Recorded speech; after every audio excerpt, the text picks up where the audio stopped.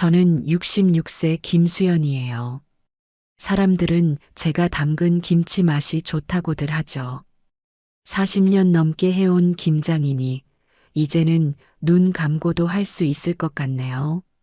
아침 일찍부터 준비해둔 배추를 다시 한번 살펴보았어요.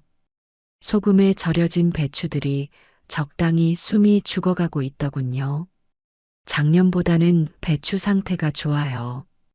이맘때면 늘 그렇듯 아들 지석이 생각이 나네요. 지석이는 어릴 때부터 부엌을 기웃거리던 아이였어요. 어머니, 이 배추는 왜 이렇게 절이는 거예요? 짜지 않을까요? 항상 호기심 가득한 눈으로 물어보던 모습이 아직도 선명해요. 초등학교 때는 김장하는 날이면 학원도 빠지고 집에 있겠다고 떼를 쓰곤 했죠. 그땐 공부에 방해된다고 야단도 쳤는데 지금 생각하면 그럴 걸 그랬나 싶어요. 지석이가 중학생이 되고 나서는 김장철만 되면 제 옆에서 심부름을 도맡아 했어요. 어머니, 마늘 더 사올까요? 생강은 충분해요. 꼬박꼬박 체크하고 장을 받아주던 착한 아들이었죠.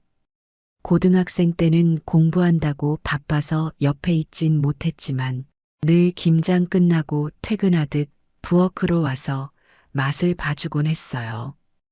올해도 우리 어머니가 최고예요. 그렇게 말하며 환하게 웃던 얼굴이 아직도 눈에 선하네요. 대학생이 되고 직장인이 되어서도 지석이는 김장 날만큼은 꼭 일찍 퇴근해서 집에 왔어요. 어머니, 이제 제가 도와드릴게요. 하면서도 막상 해보려면 서툴기만 해서 옆에서 킥킥 웃던 모습이 떠오르네요. 10년 전 그날만 아니었다면 지석이는 33세 나이에 회사 회식 후 교통사고로 세상을 떠났어요. 그날도 평소처럼 전화가 왔었죠. 어머니, 걱정 마세요. 조심히 들어갈게요. 그게 마지막 통화였어요. 그 후로 매년 혼자 김장을 담그고 있답니다. 주변에서 도와주겠다는 이웃들도 많았지만 차마 그럴 수가 없었어요. 지석이와의 추억이 고스란히 담긴 이 시간을 다른 누군가와 나누고 싶지 않았거든요. 오늘도 여느 때처럼 김장을 시작했어요. 찬바람 부는 11월, 마늘 냄새 가득한 부엌에 혼자 앉아 있으니 지석이 생각에 눈시울이 붉어지네요. 창밖에는 아침 햇살이 고요히 비치고 있어요. 양념을 버무리기 전에 잠시 창밖을 바라보았죠. 마당 한켠에 아직도 남아있는 지석이가 심어놓은 고추가 바람에 흔들리고 있어요. 어머니, 우리 고추는 김장할 때 쓰려고 제가 특별히 심은 거예요. 지석이의 목소리가 들리는 것만 같네요. 양념통 앞에 앉아 재료들을 하나씩 꺼내면서 마음을 다잡아요. 고춧가루, 마늘, 생강. 하나하나가 다 지석이와의 추억이네요. 올해도 지석이가 좋아하던 맛을 내려고 해요. 조금 맵고 조금 달달하고 새콤한 맛이요. 언젠가 지석이가 말했죠. 어머니 김치는 세상에서 제일 맛있어요. 이 맛은 절대 잊을 수 없을 것 같아요. 매년 이맘때면 그 말이 더 깊이 와닿아요. 이제 양념을 버무릴 시간이네요. 창가에 걸린 시계가 아침 8시를 가리키고 있어요. 지석이가 있을 때는 이 시간쯤이면 출근 전에 부엌에 들러 김치 한 조각 집어먹곤 했는데 아직도 그 시간만 되면 부엌 입구를 한 번씩 쳐다보게 돼요. 휴대폰 배경화면 속 지석이가 환하게 웃고 있네요. 다시 김장에 집중해야겠어요. 오늘도 지석이가 좋아하던 그 맛을 내기 위해 정성을 다해 담가볼 거예요. 비록 이제는 혼자지만 지석이의 미소를 떠올리며 시작해 볼게요. 이렇게 매년 김장철이면 저는 지석이와의 추억 속을 걸어 다니는 것 같아요. 그때였어요. 갑자기 초인종 소리가 들렸네요. 김장하는 날이라 손님은 없을 텐데 싶었죠. 문을 열어보니 지석이의 절친한 친구 민호가 서 있었어요. 어머님, 안녕하세요. 민호의 목소리가 떨렸어요. 평소의 밝은 모습이 아닌 무언가 무거운 표정이었죠. 민호는 지석이와 초등학교 때부터 어울려 지냈어요. 한 동네에서 자라며 우리 집에도 참 많이 놀러 왔었죠. 지석이가 떠난 뒤로는 명절 때 가끔 들르는 게 전부였는데 어머님, 잠시 들어가도 될까요? 오늘따라 왠지 민호의 눈빛이 달라 보였어요. 그래, 들어오렴. 김장하고 있어서 좀 어수선하네. 민호는 현관에 들어서며 조심스럽게 신발을 벗었어요. 예전에도 늘 그랬듯이 말이죠. 부엌으로 가려는데 민호가 말했어요. 어머님, 거실에서 잠시 이야기 나눌 수 있을까요? 평소와는 다른 진지한 말투였어요. 거실에 앉자 민호는 한참을 망설이더니 조심스럽게 입을 열었어요. 어머님, 오늘 지석이 형 얘기를 하려고 왔어요. 순간 가슴이 철렁 내려앉았어요. 10년 동안 묻어두었던 기억들이 한꺼번에 밀려오는 것 같았죠. 민호는 떨리는 손으로 핸드폰을 꺼냈어요. 보여드릴 게 있어요. 민호의 목소리가 흔들렸어요. 어머님, 이걸 언제 보여드려야 할지 고민을 정말 많이 했어요. 핸드폰을 내밀기 전 민호의 눈가가 붉어졌어요.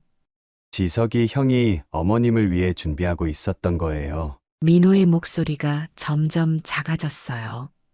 거실 시계가 11시를 가리키고 있었죠. 창밖에서는 찬바람이 불어오고 있었어요. 부엌에서는 절여둔 배추에서 물이 빠지고 있을 텐데 그런 생각을 하는 제 마음도 덜덜 떨리고 있었어요. 어머님, 민호는 마치 오래된 비밀을 털어놓듯 조심스럽게 말을 이어갔어요. 사실 형이 사고 나기 전날 민호의 목소리가 흔들렸어요. 핸드폰 화면 속에는 지석이가 있었어요. 하얀 앞치마를 두르고 있는 모습이 어색해 보였죠. 배추를 절이는 법을 배우며 서툴게 웃고 있었어요. 어머니, 이렇게 하면 되나요? 영상 속 지석이는 마치 초등학생처럼 조심스레 배추를 만지작거리고 있었어요. 민호 어머니의 목소리가 들렸죠. 지석아, 배추 속이 상하지 않게 조심조심해야 해. 지석이는 진지한 표정으로 고개를 끄덕였어요. 어머니가 매년 혼자 하시는 게 걱정이에요. 그 말에 제 눈시울이 뜨거워졌어요. 올해는 깜짝 선물로 제가 도와드릴 거예요. 해맑게 웃는 지석이의 모습에 가슴이 먹먹해졌어요. 옆에서 민호도 카메라를 들고 웃고 있었네요. 형, 어머님이 보시면 정말 좋아하실 것 같아요. 그러겠지? 내가 이렇게 배추도 절이고 지석이가 뿌듯한 표정으로 배추를 살펴보고 있었어요. 민호 어머니가 다정하게 지석이의 어깨를 두드려 주셨죠. 우리 지석이 효자구나. 어머니, 그동안 혼자 고생하셨을 텐데. 지석이의 목소리가 살짝 떨렸어요. 영상 속에서 지석이는 한참을 배추만 바라보고 있었죠. 그러다 문득 카메라를 보며 환하게 웃었어요. 어머니, 기다리세요. 이제 제가 도와드릴 테니까요. 그 미소가 얼마나 순수하고 예쁜지 저도 모르게 손이 핸드폰 화면으로 뻗어갔어요. 만질 수 없는 영상 속 아들의 모습이 더욱 아프게 다가왔죠. 민호 어머니의 목소리가 다시 들렸어요. 소금은 이렇게 골고루 뿌려야 해. 네, 어머님. 우리 어머니처럼 맛있게 담그고 싶어요. 지석이가 정성스레 소금을 뿌리는 모습이 카메라에 담겼어요. 가끔 소금이 한쪽으로 몰리면 당황하는 표정을 짓기도 했죠. 아이고, 이건 좀 많이 들어갔나? 그때마다 민호 어머니가 웃으며 고쳐주셨어요. 괜찮아. 처음이니까 다음 배추는 더 잘할 수 있을 거야. 그 말에 지석이가 안도의 한숨을 쉬었죠. 영상 속 지석이는 더욱 진지한 표정으로 배추를 절이기 시작했어요. 어머니는 항상 이맘때쯤 허리가 아프다고 하시는데 혼잣말처럼 중얼거리는 지석이의 목소리가 제 가슴을 울렸어요. 시간이 흘러 첫 수업이 끝나갈 무렵이었죠. 다음에는 양념 만드는 법도 알려주세요. 지석이의 목소리가 설렘으로 가득했어요. 그때 민호가 물었죠. 형, 어머님한테는 언제 이야기할 거예요? 생신 때 깜짝 선물로 하고 싶어. 지석이는 마치 크리스마스 선물을 준비하는 아이처럼 들뜬 목소리였어요. 민호 어머니는 따뜻하게 웃으며 말씀하셨죠. 그래. 다음에 또 와. 영상이 끝나기 직전 지석이가 카메라를 보며 말했어요. 어머니, 기대하세요. 이제 저도 우리 어머니처럼 멋진 김치를 담글 수 있을 거예요. 그 말을 끝으로 영상은 끝이 났어요. 핸드폰 화면이 까맣게 변했지만 지석이의 해맑은 미소는 여전히 제 눈앞에 선명했어요. 그리고 민호의 떨리는 목소리가 들렸죠. 이게 사고 전날이었어요. 순간 온몸에 전율이 흘렀어요. 세상이 조용해진 것 같았죠. 시간이 멈춘 듯 했어요. 우리 지석이가 저를 위해 이런 준비를 하고 있었다니. 눈물이 볼을 타고 흘러내렸어요. 이제야 알게 된 아들의 마음이, 영원히 전해받지 못할 선물이 저를 무너뜨렸어요. 민호가 조심스럽게 입을 열었어요. 어머님, 사실 그날 밤에 대해 말씀드릴 게 있어요. 저는 눈물을 훔치며 민호를 바라봤어요. 무슨 이야기니? 그날 회식이 사실은 회사 이사님 아들 생일 파티였어요. 휴일인데도 불려 나갔었죠. 민호의 목소리가 떨렸어요. 이사님 아들이 운전을 했다고 해요. 그 말에 순간 정신이 번쩍 들었어요. 그동안 모두 입을 다물고 있었어요. 민호는 주먹을 꽉 쥐었다 폈다를 반복하고 있었죠. 이사님이 워낙 강압적이어서 그래서 그동안 이 이야기를 못했던 거니? 민호는 고개를 끄덕였어요. 지석이 형은 그날 회식 끝나고 김장 도구를 사러 가는 길이었대요. 가슴 한켠이 아려왔어요. 근데 이사님 아들 차가 어디선가 와서는 중앙선을 넘어왔고 민호의 눈에서 눈물이 흘러내렸어요. 회사에서는 말단 직원에게 모든 책임을 뒤집어 씌웠어요. 그래서 그 사람이 집행유예로. 말을 잇지 못했어요. 네. 이사님의 권력으로 다 덮었죠. 민호는 떨리는 손으로 USB 하나를 꺼냈어요. 이게 그날의 블랙박스 영상이에요. 어떻게 구한 거니? 그날 목격자가 있었어요. 민호의 표정이 굳어졌어요. 그분이 10년 동안 이 영상을 갖고 계셨대요. 왜 이제서야? 그분도 이사님이 무서웠대요. 민호는 잠시 말을 멈추더니 이어 말했어요. 근데 얼마 전에 그분 아들이 똑같은 차 사고를 당했다고 해요. 그래서 네. 이제는 더 이상 참을 수 없다고 하셨어요. 민호의 손이 떨리고 있었어요. 어머님, 저도 이제는 더 이상 숨기고 싶지 않아요. 저는 USB를 바라봤어요. 10년 동안 묻혀있던 진실이 담겨 있는 저 작은 물건을. 지석이 형은 그날 정말 기뻐했어요. 가슴이 미어져 왔어요. 어머님 생신 선물로 직접 김치를 담가드리고 싶다고. 민호는 주머니에서 또 하나의 종이를 꺼냈어요. 이건 그날 지석이 형이 적어둔 장보기 목록이에요. 구겨진 영수증 뒷면에는 지석이의 글씨체로 장보기 목록이 빼곡했어요.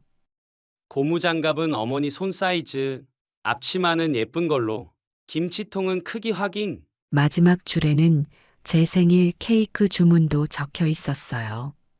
이걸 어디서? 형, 지갑에서 나왔어요. 그제서야 기억이 났어요. 경찰서에서 유품을 받았을 때 못 봤던 경찰이 압수했다가 회사에 넘겼대요. 민호의 눈빛이 차가워졌어요.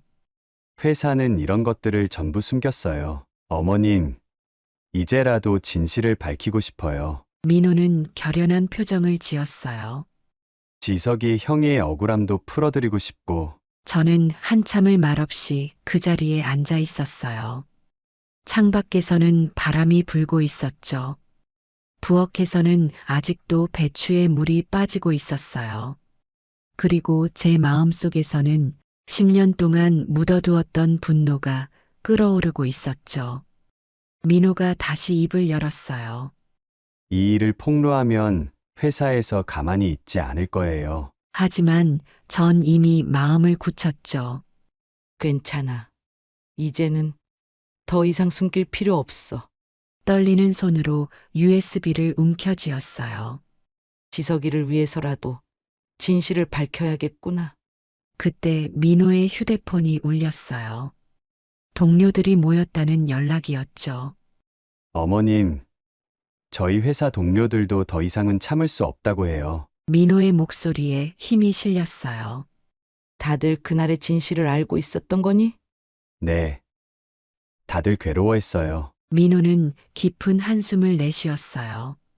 이사님 아들은 그 뒤로도 음주운전을 여러 번 했대요. 분노가 치밀어 올랐어요. 회사에서 매번 돈으로 해결했다고 해요. 그런 사람이 아직도 말을 잇지 못했어요. 네.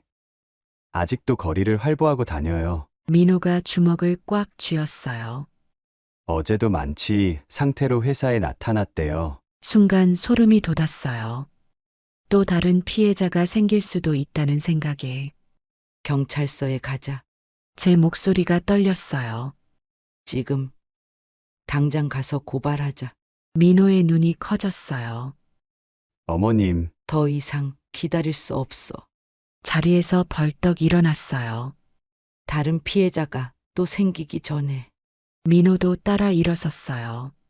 동료들도 다 증언하겠대요. 발걸음을 돌리는데 부엌에서 배추 냄새가 났어요. 문득 지석이의 마지막 모습이 떠올랐죠. 어머니, 기다리세요. 이제 제가 도와드릴 테니까요. 그래. 이제는 내가 너를 도와줄 차례구나. 현관문을 열었어요. 찬바람이 얼굴을 스쳤지만 마음은 뜨거웠어요. 민호야, 네. 어머님, 고마워. 이 이야기를 해줘서. 민호의 눈시울이 붉어졌어요. 죄송해요. 여태 말씀 못 드려서. 아니야. 용기를 내줘서 고마워. 차에 오르면서 마음을 다잡았어요. 이제는 우리 지석이의 진실을 밝힐 차례예요. 10년이란 시간이 흘렀지만 정의는 늦어도 반드시 이뤄져야 하니까요. 어머님, 저희가 끝까지 함께하겠습니다. 민호의 동료들이 경찰서 앞에서 기다리고 있었어요. 다들 지석이를 기억하고 있었죠. 이제야 진실을 말할 수 있다며 모두의 눈가에 눈물이 고여 있었어요. 경찰서는 한산했어요. 당직 형사가 우리의 이야기를 차분히 들었죠. USB 속 영상이 재생되는 동안 형사의 표정이 굳어졌어요. 사고 당시의 블랙박스 영상은 모든 것을 보여주고 있었죠. 이사 아들의 차가 중앙선을 침범하는 순간부터 지석이의 차가 벽을 들이받는 장면까지 형사는 영상을 3번이나 돌려봤어요.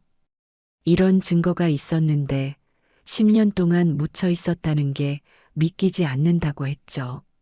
민호의 동료들도 하나둘 진술을 시작했어요. 그날 회식 자리에서 있었던 일들, 이사 아들의 만취 상태, 회사의 조직적인 은폐 과정까지 모든 진술이 블랙박스 영상과 맞아떨어졌죠. 형사는 즉시 수사팀을 꾸리겠다고 했어요. 이런 사건은 시간이 생명이라면서 증거부터 확보하겠다고 했죠. 밤늦게까지 이어진 조사를 마치고 경찰서를 나왔어요. 찬바람이 더욱 거세졌지만 마음만은 단단했죠. 집으로 돌아오는 길 민호가 조용히 말했어요. 이제 모든 게 밝혀질 거라고.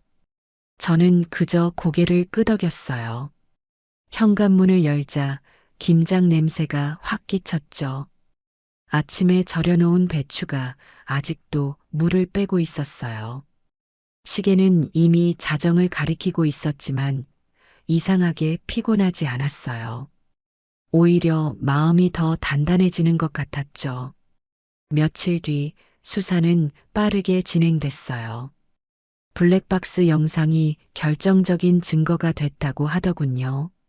사고 현장 주변에 다른 CCTV도 발견됐고 사건을 은폐하는 과정에서 오갔던 자금 흐름도 포착됐대요.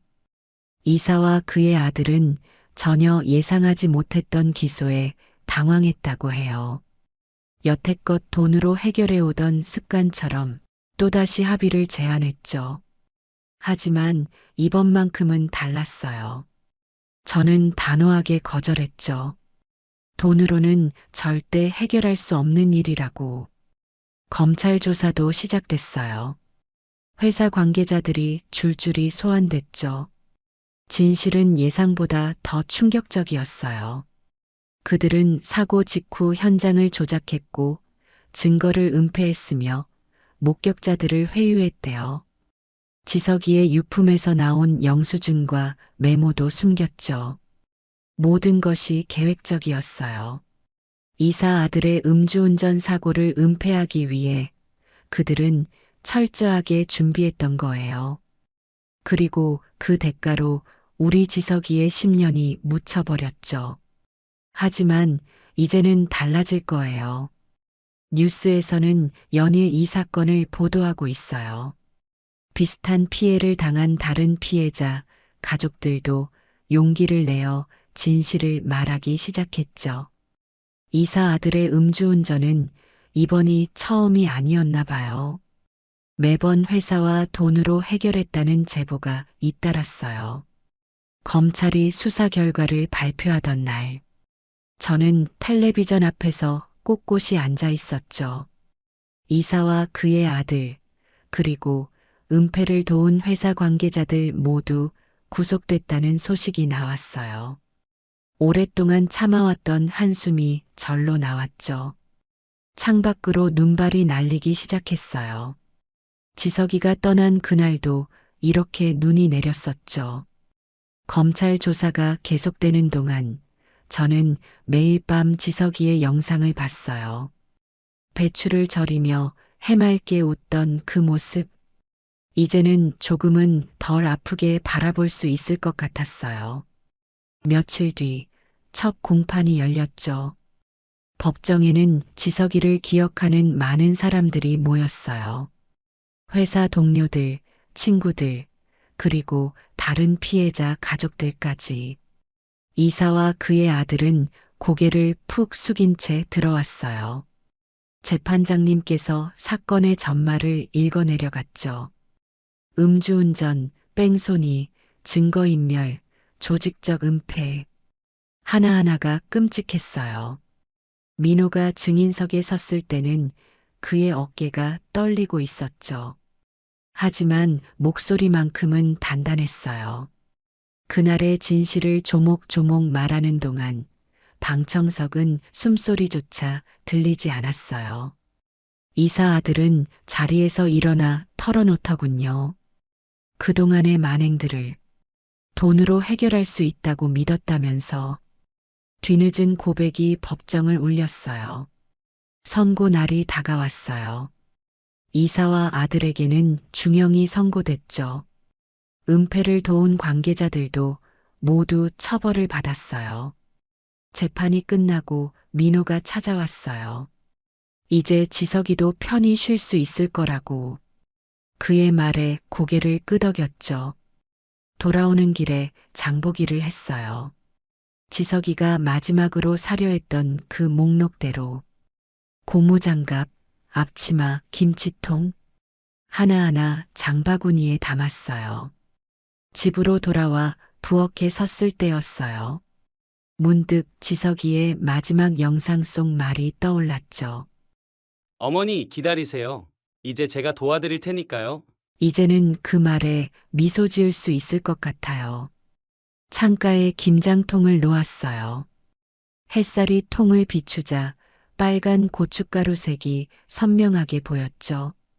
내년에는 민호와 함께 담가볼까 해요. 지석이가 그토록 배우고 싶어 했던 그 비법을 이제는 전해줄 수 있을 것 같아요. 오늘도 어김없이 찬바람이 불어오네요. 하지만 이제 제 마음은 따뜻해요.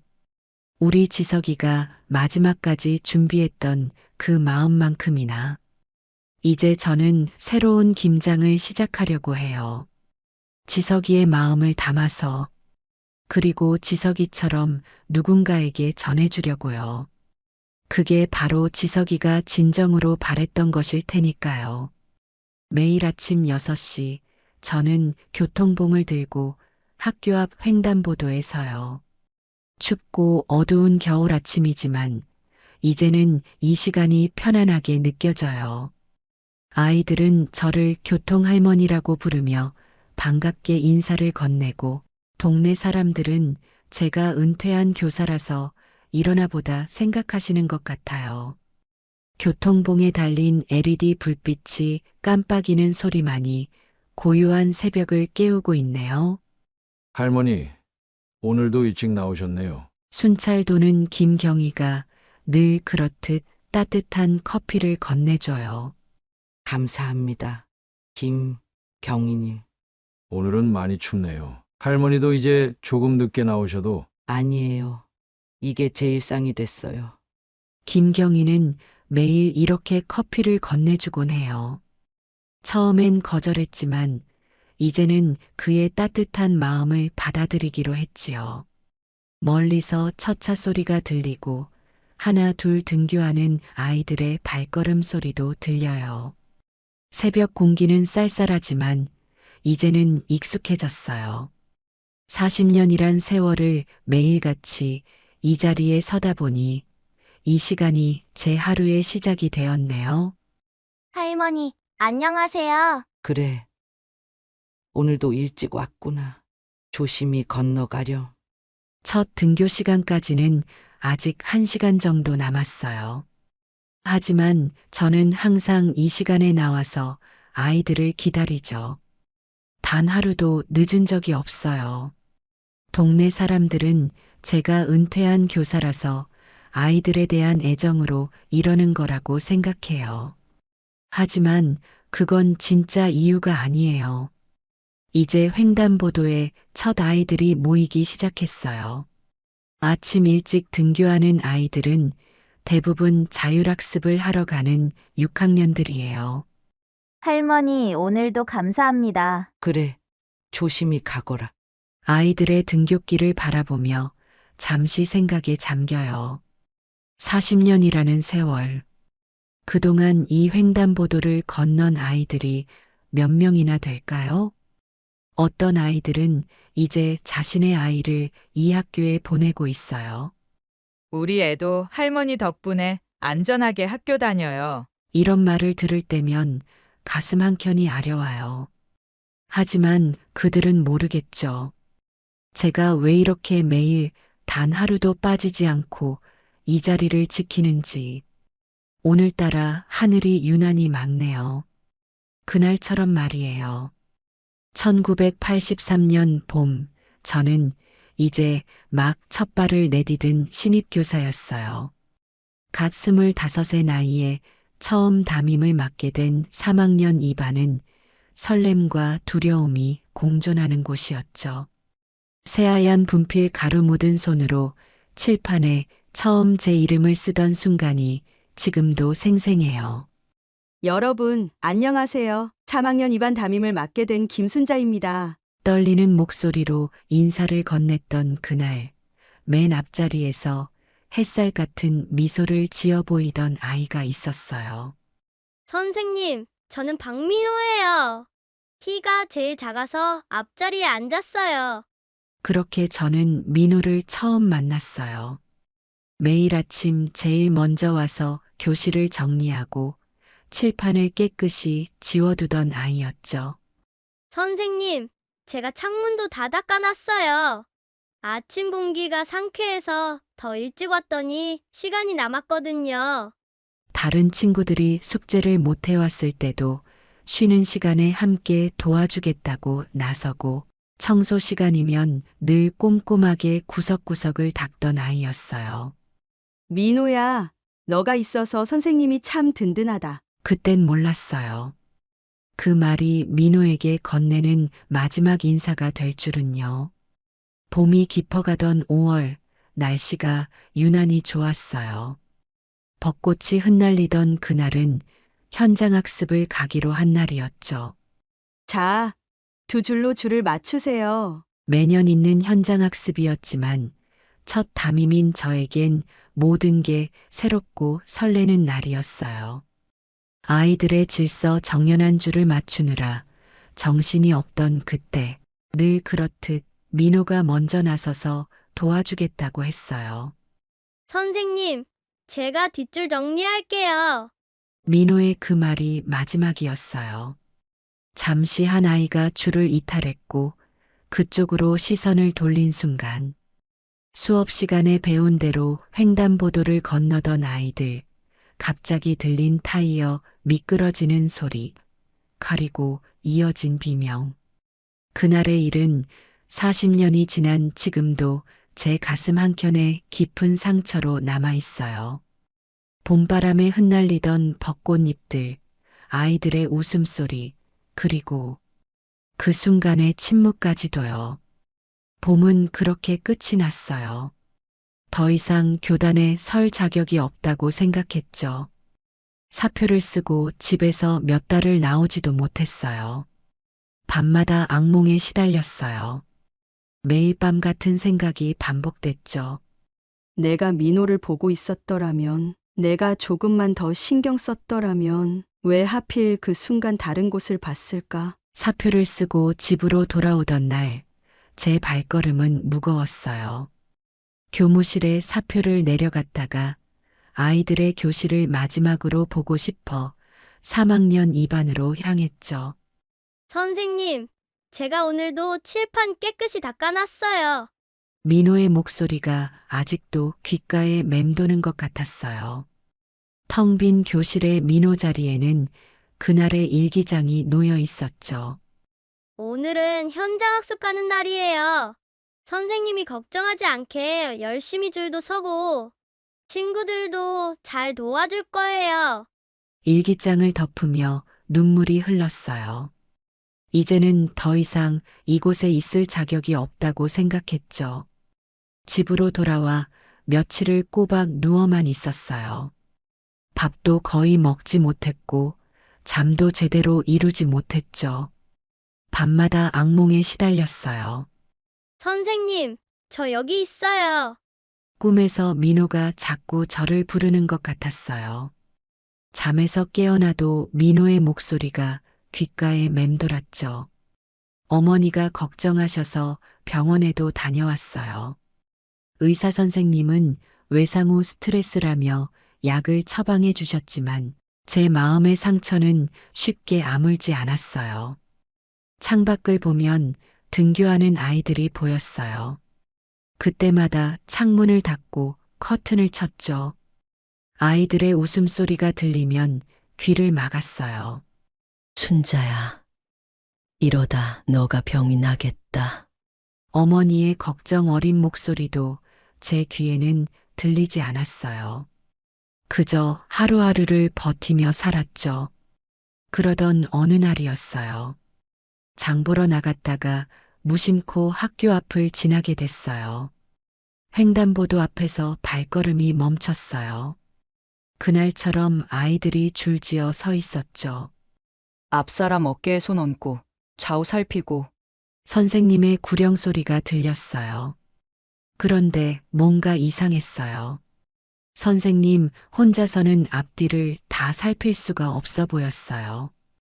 아이들은 너무 많고 차들은 계속 지나가고 그때였어요. 내가 할 수 있는 일이 있을지도 모르겠다. 처음으로 제가 해야 할 일이 보였어요. 제가 있어야 할 자리가 보였죠. 집으로 돌아와 오랜만에 거울을 봤어요. 수척해진 얼굴이 보였죠. 하지만 눈빛이 달라져 있었어요.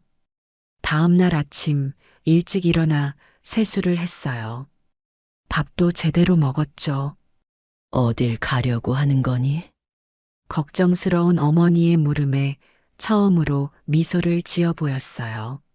제가 있어야 할 곳에 가려고요. 매일 아침 6시 제가 학교 앞 횡단보도에 서기 시작한 건 그날부터였어요. 처음엔 허름한 조끼 하나에 교통봉도 없이 서 있었죠. 동네 사람들이 이상한 눈으로 쳐다봤어요. 교통경찰이 와서 물었어요. 여기서 뭐 하시는 거죠? 아이들이 안전하게 길을 건널 수 있도록 돕고 싶어요. 민간인이 이러시면 안 됩니다. 위험할 수도 있고 공식적인 허가도 없으시잖아요. 하지만 전 그 자리를 떠나지 않았어요. 매일 아침 같은 시간에 나와 서 있었죠. 학교 교감 선생님도 찾아오셨어요. 김순자 선생님, 이러지 마세요. 모두가 걱정하고 있어요. 죄송합니다. 하지만 이게 제가 할 수 있는 일인 것 같아요. 한 달이 지나고 2달이 지나도 전 그 자리를 지켰어요. 비가 오는 날은 우산을 들고, 더운 날은 책 넓은 모자를 쓰고, 추운 날은 두꺼운 패딩을 입고, 경찰서에서 첫 번째로 마음을 열어주셨어요. 이왕 하시는 거 제대로 하시죠. 형광색 조끼와 교통봉을 건네주셨어요. 교통안전 교육도 받았죠. 학교에서도 조금씩 변화가 생겼어요. 아침 조회 때 선생님들이 제 얘기를 해주셨대요. 우리 학교 앞에는 특별한 교통도우미 선생님이 계십니다. 아이들이 하나둘 인사를 건네기 시작했어요. 안녕하세요, 선생님. 조심히 건너가렴. 시간이 흘러 어느새 교통 할머니라는 말이 자연스럽게 퍼졌어요. 장마철이 찾아왔을 때 걱정하는 목소리가 들렸어요. 할머니, 오늘은 비가 너무 많이 와요. 들어가세요. 괜찮아. 이 정도 비는 문제 없어. 태풍이 온다는 날에도 폭설이 내리는 날에도 그 자리를 지켰어요. 할머니, 오늘은 쉬세요. 아니에요. 이게 제 일상이에요. 한 번도 빠진 적이 없었죠. 감기에 걸려 열이 나도 다리가 아파도 시간이 흐르면서 점점 더 많은 이야기가 들려왔어요. 우리 애가 할머니 덕분에 안전하게 학교 다녀요. 매일 이 시간에 할머니를 뵈면 안심이 돼요. 어느새 이게 제 삶의 이유가 되었어요. 아침이면 자연스럽게 발걸음이 이곳으로 향했고 아이들의 웃음소리를 들으며 하루를 시작하는 게 일상이 되었죠. 할머니, 제가 커서 경찰이 될 거예요. 할머니처럼요. 이런 말을 들을 때면 가슴 한켠이 뭉클해져요. 간혹 민호 생각이 날 때면 마음이 아프지만 이제는 견딜만해요. 제가 지키는 이 아이들 속에 민호도 있다고 생각하니까요. 여름이 가고 겨울이 오고 봄이 가고 가을이 와도 저는 이 자리를 지켰어요. 어느새 40년이라는 시간이 흘렀네요. 처음 이 자리에 섰을 때만 해도 이렇게 오랫동안 서 있게 될 줄은 몰랐어요. 이제는 제가 처음 가르쳤던 아이들의 아이들이 이 길을 건너요. 세월이 참 빠르게 흘렀죠. 할머니, 저희 엄마가 할머니 얘기를 많이 해주셨어요. 이런 말을 들을 때면 새삼세월의 흐름을 실감해요. 하지만 전 여전히 매일 아침 이 자리에 서요. 비가 오나 눈이 오나 매일 같은 시간에. 왜냐하면 이제 이게 제 삶이니까요. 아이들을 지키는 일 그것만이 제가 살아가는 이유가 되었으니까요. 물론 지금도 가끔은 그날이 떠올라요.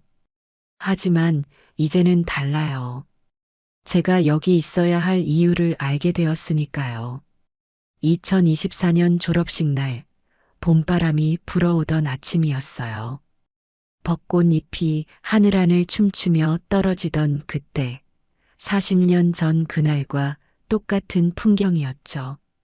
늘 그렇듯 아침 6시 전 학교 앞 횡단보도에 서 있었어요.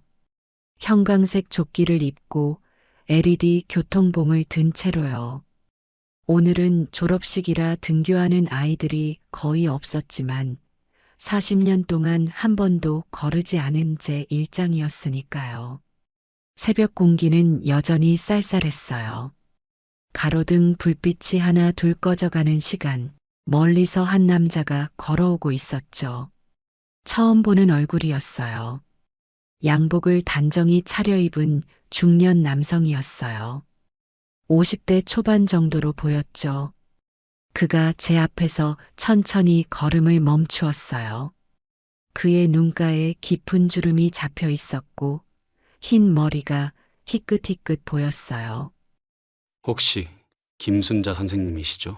낯선 이의 목소리가 떨렸어요. 그의 눈동자가 불안하게 흔들리고 있었죠. 마치 오랫동안 준비했던 말을 꺼내기 어려워하는 것처럼 보였어요. 네. 그런데 누구?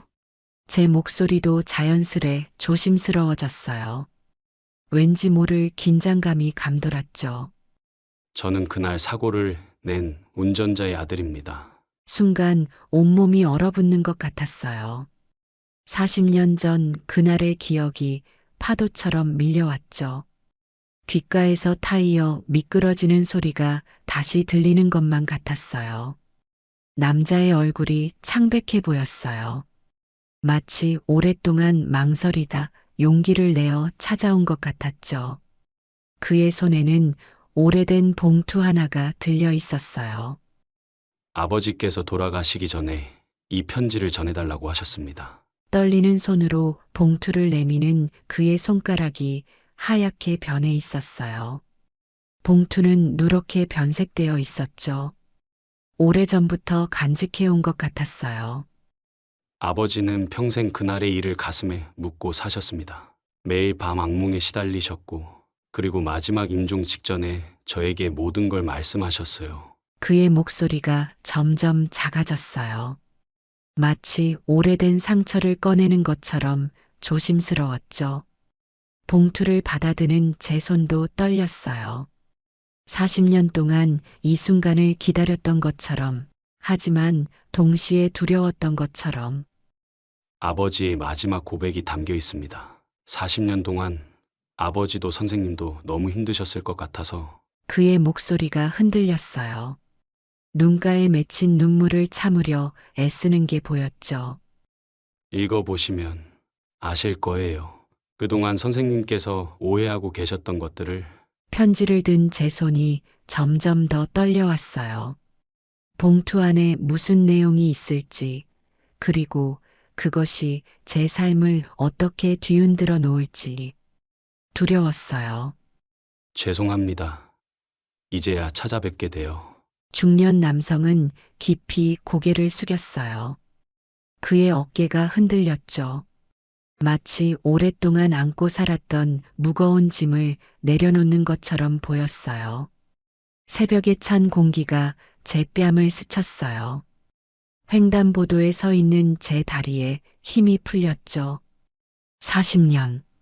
그 긴 세월 동안 제가 안고 살았던 것들이 무너져 내릴 것 같은 예감이 들었어요. 여기 앉으시죠. 중년 남성이 근처 벤치로 저를 부축했어요. 봄볕이 은은하게 비치는 벤치에 앉으니 멀리서 들려오는 새소리가 유난히 크게 들리는 것 같았죠. 봉투를 열기 전 잠시 망설였어요. 이 편지를 읽고 나면 제가 알고 있던 모든 것이 바뀔 것 같았거든요.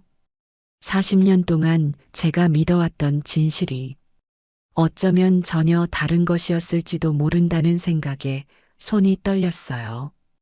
벚꽃잎이 봉투 위로 살포시 내려앉았어요. 마치 이제 때가 되었다고 말하는 것처럼. 떨리는 손으로 편지를 펼쳤어요. 오래된 종이에서는 희미한 먼지 냄새가 났죠. 잉크는 바랬지만 글씨는 또렷했어요. 존경하는 김순자 선생님께 저는 1983년 5월 그날의 운전자입니다. 첫 문장부터 가슴이 덜컥 내려앉았어요. 40년 동안 듣고 싶었던, 하지만 한편으로는 두려웠던 그 사람의 목소리. 죽기 전에 반드시 이 이야기를 전해야 한다는 생각뿐이었습니다. 그날의 진실을 선생님께서 알아야만 할 것 같았습니다. 손이 떨려와 잠시 편지를 무릎에 올려놓았어요. 옆에 앉은 중년 남성은 조용히 기다려 주었죠. 그날 선생님은 민호를 구하려 하셨습니다. 제가 모든 걸 보았어요. 숨이 멎는 것 같았어요. 차가 미끄러지기 시작했을 때 선생님은 민호를 향해 달려가셨어요. 하지만 그 과정에서 넘어지셨고 그 사이 제 차는 다른 아이를 글씨가 흐릿해 보였어요. 눈물이 고여서였을까요? 40년 동안 선생님은 자책하셨겠지만 사실 그날 선생님은 영리셨습니다. 한 아이를 구하려 하셨으니까요. 단지 불운했을 뿐입니다. 가슴 한켠이 무너져 내리는 것 같았어요. 저는 그날 이후 매일 밤 악몽을 꾸었습니다. 하지만 제 고통보다 더 큰 건 선생님의 자책을 지켜봐야 했다는 겁니다. 옆에 있던 중년 남성이 조용히 손수건을 건넸어요. 매일 아침 학교 앞을 지킨다는 소식을 들었습니다. 찾아뵙고 싶었지만 그러지 못했습니다. 제가 무슨 자격으로 글씨체가 흔들리기 시작했어요. 마지막 순간에 쓴 편지임이 느껴졌죠. 이제야 용기를 내어 이 편지를 씁니다. 제 생이 얼마 남지 않았다는 걸 알게 되었으니까요. 잠시 편지를 내려놓고 깊은 숨을 들이쉬었어요. 선생님, 부디 자신을 용서하세요. 그날 선생님은 아무런 잘못이 없었습니다. 오히려 영이셨어요. 마지막 문장에서 잉크가 번져 있었어요. 눈물 자국 같았죠. 당신은 영웅이었습니다. 이 한 문장이 제 40년을 뒤흔들어 놓았어요. 그동안 제가 안고 살았던 모든 것들이 거짓이었다는 걸. 벚꽃이 흩날리는 봄날, 제 어깨를 짓누르던 무거운 짐이 조금씩 내려지는 것을 느꼈어요. 떨리는 손으로 편지를 다시 봉투에 넣었어요. 40년, 이토록 긴 세월을 제가 잘못 알고 있었다니. 선생님 이제 그만 자신을 용서하셔도 될 것 같아요. 옆자리에 앉은 중년 남성의 말이 멀리서 들리는 것 같았어요. 머릿속이 하얗게 변했죠. 그동안 제가 믿어왔던 모든 것들이 거짓이었어요. 제 잘못이 아니었다는데, 민호를 구하려 했다는데. 하지만 이상하게도 마음이 더 아팠어요. 40년 동안 제가 안고 살았던 그 무게. 그게 이렇게 쉽게 내려놓을 수 있는 것이었을까요? 선생님, 이제 편히 쉬셔도 중년 남성의 말에 고개를 저었어요. 아니에요. 전 계속 이 자리를 지킬 거예요. 그가 놀란 듯 저를 바라봤어요. 이제는 달라졌어요. 전에는 제 죄책감 때문에 이 자리를 지켰다며. 잠시 말을 멈추고 지나가는 아이들을 바라봤어요. 이제는 이 아이들이 행복하게 자랐으면 하는 마음으로 서 있을 거예요. 더 이상 슬픔이나 죄책감 때문이 아니라 사랑하는 마음으로. 벚꽃이 살랑이는 바람에 휘날렸어요. 마치 오래된 슬픔이 흩어지는 것처럼. 민호도 이런 제 모습을 보면 좋아했을 것 같아요. 처음으로 민호의 이름을 편하게 말할 수 있었어요. 40년 만에. 그날 이후로 제 마음이 조금씩 변하기 시작했어요. 아침에 일어나면 더 이상 그 무거운 짐을 느끼지 않게 되었죠. 아이들을 바라보는 눈빛도 달라졌어요.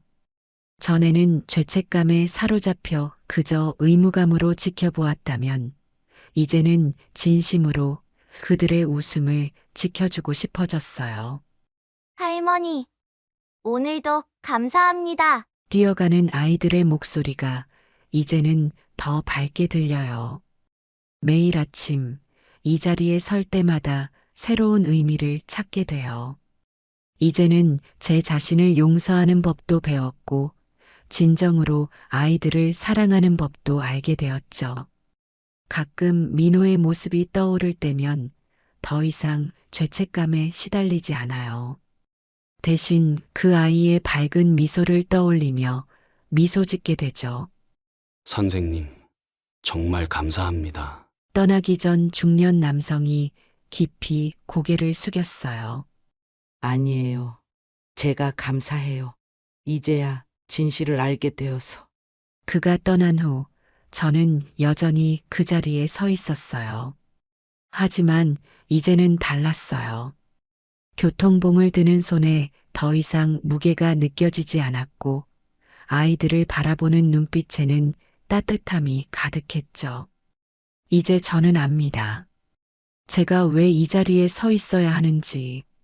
더 이상 속죄가 아닌 사랑으로, 더 이상 죄책감이 아닌 희망으로. 그리고 이 마음은 앞으로도 계속될 거예요. 아침 일찍 일어났어요. 오늘은 처음으로 교통봉을 들지 않았죠. 대신 민호의 사진을 가방에 넣었어요. 문 앞에 짧은 메모를 남겼어요. 민호를 만나러 갑니다. 40년 한 번도 가보지 못했던 그곳으로 가는 발걸음이 무거웠어요. 버스를 타고 도시 외곽으로 향했어요. 창밖으로 스치는 풍경이 낯설었죠. 그동안 저는 학교와 집만 오가며 살았으니까요. 민호야, 이제야 너를 만나러 가는구나. 가방 속 민호의 사진을 꺼내 보았어요. 3학년 2반 단체 사진이에요. 맨 앞줄 가운데에서 환하게 웃고 있는 민호. 키가 제일 작아서 앞자리에 앉았어요. 그날 민호가 했던 말이 생각나네요. 창밖으로 벚꽃이 흩날렸어요. 그날처럼 어제 읽은 편지가 자꾸 떠올랐어요. 제가 민호를 구하려 했다는 사실. 하지만 그건 중요하지 않았어요. 단 한 번도 찾아가지 못했다는 게 더 마음 아팠으니까요. 죄책감에 사로잡혀 도망치기만 했던 저였으니까요. 버스가 종점에 도착했어요. 묘지로 가는 길은 조용했어요. 봄바람이 불어오고 꽃들이 피어 있었죠. 마치 오늘을 위해 준비한 것처럼. 묘지 관리사무소에서 민호의 묘를 찾았어요. 40년이나 지났는데도 기록은 남아 있었죠. 미안해. 이제야 찾아왔어. 수많은 묘비 사이를 지나가며 계속 중얼거렸어요. 걸음을 멈췄어요. 1983년 5월이라고 적힌 묘비가 보였거든요. 그리고 그 아래 민호라는 이름. 다리에 힘이 풀렸어요. 무릎을 꿇고 앉았죠. 민호야. 40년 동안 하고 싶었던 말들이 목구멍에 걸려 나오질 않았어요. 선생님이 이제야 왔구나. 눈물이 앞을 가렸어요. 석양이 묘비에 붉게 물들고 있었죠. 미안해. 그동안 한 번도 찾아오지 못해서. 봄바람이 불어왔어요. 마치 민호가 제 머리를 쓰다듬어 주는 것처럼 느껴졌죠. 가방에서 민호의 사진을 꺼냈어요. 그날의 일기장도 함께. 너가 그립구나. 멀리서 발자국 소리가 들렸어요. 하지만 돌아보지 않았죠. 이 순간만큼은 민호와 단둘이 있고 싶었으니까요. 묘비를 닦아내기 시작했어요. 이끼가 조금 끼어 있었죠. 그동안 얼마나 많은 계절이 지나갔을까요? 선생님, 그동안 많이 힘드셨죠? 마치 민호의 목소리가 들리는 것 같았어요. 늘 저를 걱정하던 그 아이. 미안해, 민호야. 너가 걱정했던 것처럼 선생님이 잘하지 못했어. 일기장을 펼쳤어요. 마지막 장에는 그날의 기록이 남아 있었죠. 오늘은 현장 학습 가는 날이에요. 선생님이 걱정하지 않게 열심히 줄도 서고 친구들도 잘 도와줄 거예요. 글씨가 흐릿해 보였어요. 제 눈물 때문이었나 봐요. 선생님, 저 잘 자랐어요. 이제 그만 슬퍼하셔도 돼요. 바람이 불 때마다 벚꽃잎이 날아왔어요. 마치 민호가 저를 위로해 주는 것처럼. 발자국 소리가 점점 가까워졌어요. 하지만 저는 계속 민호에게 이야기를 했어요. 그래. 이제는 더 이상 도망치지 않을게. 묘비를 닫고 있는데 누군가의 발자국 소리가 들렸어요. 뒤돌아보니 어제 편지를 전해준 그분이었죠. 선생님, 그의 목소리가 떨렸어요. 운전자의 아들이 천천히 제 곁으로 다가왔어요. 그도 무릎을 꿇고 앉았죠. 아버지도 이곳에 자주 오셨대요. 제 귀에 그의 목소리가 들려왔어요. 돌아가시기 전까지 매년 민호의 생일이면 꼭 찾아오셨다고 해요. 봄바람이 불어왔어요. 벚꽃잎이 묘비 앞으로 살포시 내려앉았죠. 아버지는 선생님을 늘 걱정하셨대요. 하지만 찾아뵐 용기가 없으셨다고. 저는 묘비를 닦으며 말했어요. 그날 저는 민호가 보이지 않았어요. 잠깐 다른 곳을 봤을 뿐인데. 말을 잇기가 힘들었어요. 선생님, 아버지의 편지를 읽으셨잖아요. 그날 선생님은 알아요. 이제는 알아요. 묘비에 손을 대고 있으니 민호의 온기가 전해지는 것만 같았어요. 그래도 전 계속 이곳에 있을 거예요. 이제는 달라졌지만. 봄볕이 따뜻했어요. 마치 민호가 저를 안아주는 것처럼. 이제는 죄책감 때문이 아니라 정말 아이들을 사랑하는 마음으로. 묘비에 새겨진 민호의 이름을 어루만졌어요. 40년 만에 처음으로 마음이 편안해졌죠. 벚꽃이 계속 내려앉았어요. 마치 오늘을 위해 준비한 것처럼. 누군가가 널 생각하고 있단다. 들리지 않는 목소리로 속삭였어요. 묘비 앞에 무릎 꿇고 앉아 있으니 그날의 기억이 선명하게 떠올랐죠. 수학여행 전날 민호가 제게 건넨 쪽지가 있었어요. 선생님, 걱정 마세요. 제가 잘할게요. 그 마음을 40년이 지난 지금에서야 제대로 받아들이게 된 것 같아요. 민호야. 일기장을 다시 펼쳤어요. 마지막 장을 넘기니 그동안 못 봤던 글씨가 있었죠. 선생님이 계셔서 정말 행복해요. 눈물이 터져 나왔어요. 그동안 이 마음을, 이 글을 못 보고 살았다니. 운전자의 아들이 조용히 손수건을 건네주었어요. 아버지도 이 자리에서 많이 우셨대요. 벚꽃이 계속 내려앉았어요. 하늘이 점점 붉어지고 있었죠. 버스에 올라타자마자 운전자의 아들이 제 옆자리에 앉았어요. 선생님, 아버지 이야기를 좀 더 들려드려도 될까요? 창밖으로 해가 저물고 있었죠. 고개를 끄덕였어요. 아버지는 그날 이후로 삶을 포기하려고 하셨대요. 가슴이 덜컥 내려앉았어요. 처음엔 술로 버티셨대요. 하지만 점점 더 힘들어지셨고 버스가 덜컹거렸어요. 그의 목소리가 떨렸죠. 어머니가 발견하신 거예요. 화장실에서. 손수건을 꺼내 눈물을 닦았어요. 그가 계속 이야기를 이어갔죠. 그 후로 정신과 치료도 받으셨어요. 매일 밤 악몽에 시달리셨대요. 아이들 웃음소리만 들려도 가슴이 떨리셨다고. 창밖으로 지나가는 풍경이 흐릿해졌어요. 작년에 말기암 진단을 받으셨어요. 그때부터 편지를 쓰기 시작하셨대요. 봉투를 꺼내 저에게 보여주었어요. 수십 장의 편지 초안이 있었죠. 한 글자 한 글자 정성 들여 쓰셨어요. 이 진실을 꼭 전해야 한다고. 버스가 멈췄다 출발할 때마다 그의 이야기는 계속되었어요. 돌아가시기 전날 마지막으로 부탁하셨어요. 꼭 선생님을 찾아가라고. 저도 모르게 그의 손을 잡았어요. 우리 모두 힘들었네요. 그가 고개를 끄덕였어요. 네. 하지만 이제는 모두 끝났어요. 창밖으로 별이 보이기 시작했어요. 아버지도 이제는 편히 쉬실 수 있겠죠? 눈물을 닦으며 웃었어요. 네. 이제는 모두 편히 쉴 수 있을 거예요. 버스는 천천히 도시로 향했고 우리의 마음도 조금씩 가벼워지는 것 같았어요. 집에 돌아오자마자 편지 봉투를 다시 펼쳐보았어요.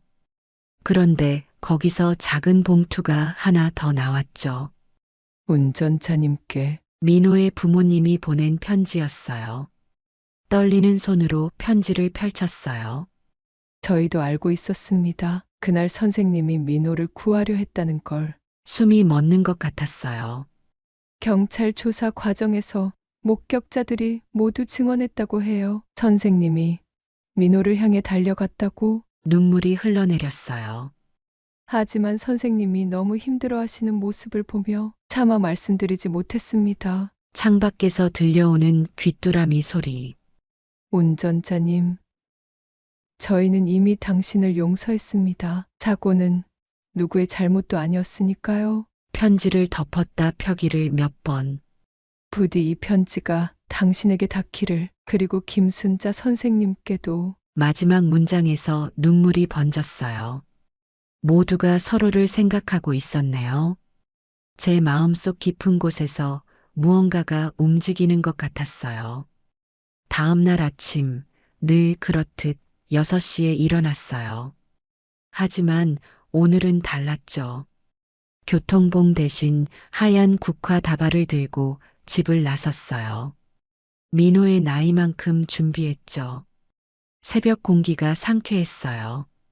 어제와는 다른 마음으로 횡단보도에 섰죠. 할머니, 오늘은 교통봉이 아니라 꽃다발이네요. 첫 등교 학생이 신기한 듯 물었어요. 오늘은 특별한 날이란다. 하얀 꽃 한 송이를 건네며 말했어요. 이게 뭔가요? 너희들의 수호천사가 보내준 선물이야. 아이의 눈이 반짝였어요. 시간이 흐르며 아이들이 하나 둘 모여들었죠. 할머니, 저도 꽃 하나만 주세요. 저도요. 해맑은 웃음소리가 들릴 때마다 가슴이 따뜻해졌어요. 얘들아, 오늘은 민호의 생일이란다. 민호가 누구예요? 아주 오래전에 이 학교에 다녔던 아이야. 너희들처럼 밝고 착했단다. 한 송이 한 송이를 건네며 이야기했어요. 지금은 하늘나라에서 너희들을 지켜주고 있지. 어떤 아이들은 꽃을 받으며 진지한 표정을 지었고 어떤 아이들은 해맑게 웃었죠. 할머니, 민호한테 제 꽃도 전해주세요. 한 아이가 받았던 꽃을 다시 저에게 건넸어요. 그래, 할머니가 꼭 전해줄게. 점점 더 많은 아이들이 꽃을 돌려주기 시작했어요. 저도요. 저도 민호한테 드릴래요. 눈물이 나려는 걸 겨우 참았어요. 횡단보도를 건너는 아이들 손에는 하얀 꽃이 들려 있었고 제 앞에는 아이들이 돌려준 꽃다발이 쌓여갔어요. 멀리서 운전자의 아들이 걸어오는 게 보였어요. 선생님, 이 꽃들을 민호한테 가져다 줄래요? 그가 고개를 끄덕였어요. 오늘따라 하늘이 유난히 맑았어요. 벚꽃이 흩날리는 아침. 문득 민호의 미소가 떠올랐어요. 그리고 처음으로 그 미소를 떠올리며 웃을 수 있었죠. 이제는 진정으로 자유로워진 것 같아요. 할머니, 내일도 꼭 와주세요. 돌아서는 아이의 뒷모습이 민호와 겹쳐 보였어요. 그래. 내일도 모레도 계속 있을 거야. 이제는 죄책감이 아닌 사랑하는 마음으로. 아침 햇살이 제 어깨를 비추고 바람은 봄의 속삭임을 전해와요.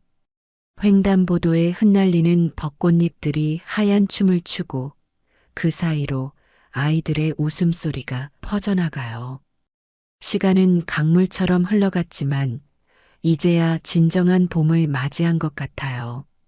민호가 남긴 발자국을 따라 걸으며 40년의 그림자가 마침내 빛으로 변해가요. 누군가는 말해요. 용서란 자신에게 주는 선물이라고. 오늘에서야 그 말의 의미를 온전히 알게 되었네요. 하얀 꽃잎이 내 발치에 쌓이고 아이들의 맑은 목소리가 하늘로 퍼져가요. 마치 민호가 저 하늘에서 미소 짓고 있는 것처럼. 이제는 알아요. 슬픔은 영원하지 않다는 걸. 봄이 오면 꽃이 피어나듯 아픔 뒤에는 반드시 치유가 찾아온다는 걸. 오늘 아침 제 마음에도 꽃이 피어났어요. 40년 동안 잠들어 있던 희망이란 꽃이, 사랑이란 이름의 꽃이, 이제 더 이상 과거에 갇혀 있지 않아요. 매일 아침 이 자리에서 새로운 희망을 심을 거예요. 아이들의 웃음소리가 들릴 때마다 민호의 미소가 함께할 거예요. 그리고 저는 봄바람처럼 햇살처럼 아이들 곁을 지켜줄 거예요. 영원히.